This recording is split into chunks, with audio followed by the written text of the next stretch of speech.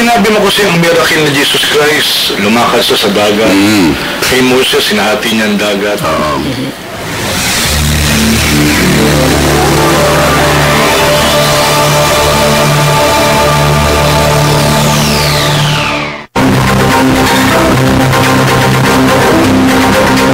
Magsuri, magtanong, hanapin ang katotohanan sa Biblia at Quran.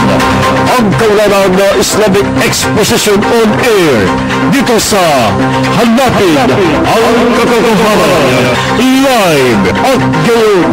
Narito si Brother Halil Miska Mapaldi. Tanong. Tanong. Okay, inulandan ng tanong. Ang katanungan, paglingkuran natin. Ang mga kababayan, ang tanong ho rito ay, si Muhammad ba, sallallahu alaihi wasallam, ay nakagagawa rin ba ng kababalaghan? Nako, yan ang pag-usapan sa Ecclesiastes. Kababalaghan daw. Mayroon mo tayong walang ginawa pang himala. Si Propeta Muhammad sallallahu alaihi wasallam. Alam niyo po, hindi ba tayo po yung paggawa ng himala, mga kapatid, no? Kahit yung Kristo, no? Yung mga nagawa niya mga alam mo, nakabuhay siya ng patay, ito pa hindi sa kaniyang kapangyarihan. Kung hindi kapahintulutan na dakilang tigapaglikha. Kaya pag binasa natin na 11:14 lang dyan, nung nabuhay si Lazaro, ay ito sabi niya, Ama, nagpapasalamat ako tayo sa iyo sapagkat lagi mo ako dinirinig. Ibig sabihin, yung kaniyang ay nagmula sa Panginoon, no? Na sa Allah subhanahu wa ta'ala. So, gano'n din. Kung titingnan natin, ang kapangyarihan ni binigay sa kanya at yung kay Propeta Muhammad ay mas higit pa ron. Ito ay papaliwanag ni Secrecy. Sa direktang sagot, pag sinabi mo kasi ang miracle ni Jesus Christ, lumakad siya sa dagat. Kay Moses, sinahati niya ang dagat. Pag nagtanong ang isang taong nag-iisip, nasaan na yung miracle na yun? Hindi mo na makita. Wala, tapos na. Wala nang evidence para ka lang nagkwento ng ng legend. Walang ebidensya. Pero ito masasabi natin, ang pinaka-mabigat, malaking miracle na iniwan sa atin ni Propeta Muhammad SAW na pwede nating siya sa ating kung totoong miracle nga, walang iba kundi yung Quran.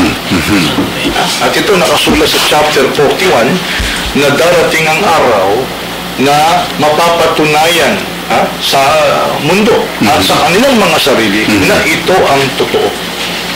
At yan napapatunayan sa lahat ng isang logical person na magbabasa ng Quran na talaga ang Quran sina-challenge ang tao. Patunayan mo, ang Quran walang mali. Yan ang patunayan mo may mali. Yan ang sinasabi ng Quran. Kaya sinasabi ng Quran, a time will come that they will know from themselves that this is the truth. Ito ang totoo. Yung pong sinasabi. And we will show them our sign in the universe and in their own selves until it becomes manifest to them that this is the truth.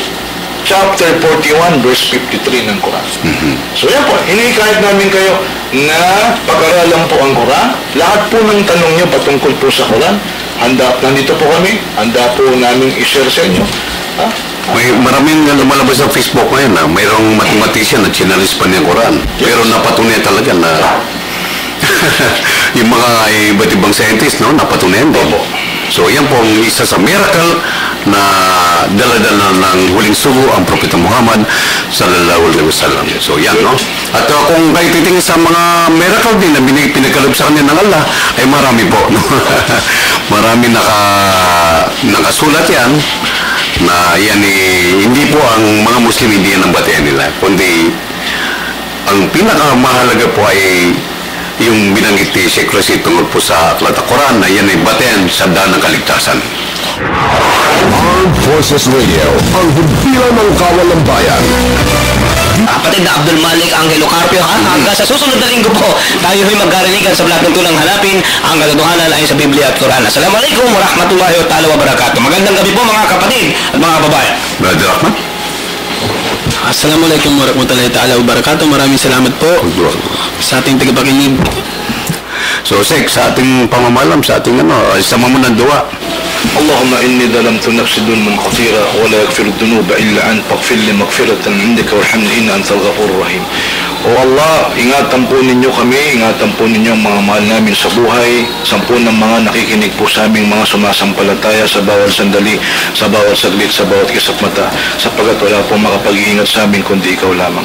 O Allah, inihingi po namin ng iyong mga pagpapala at mga biyaya, sapagkat sumasaksi kami na walang makapagbibigay ng mga pagpapala at mga biyayang ito maliban sa iyo.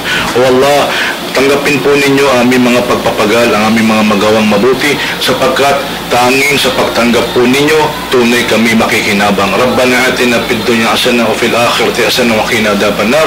Subhana rabbika rabbil izzati amma yasifun wa salamun alal mursalin walhamdulillahi rabbil alamin. Alhamdulillah rabbil alamin. So, yan po, no, ang ating programa, hanapin ng katotohanan sa Biblia at Quran. Ito po muli ang inyong lingkod, si Brother Halinus Kambabani. Assalamualaikum warahmatullahi wabarakatuh at magandang gabi po sa inyong lahat.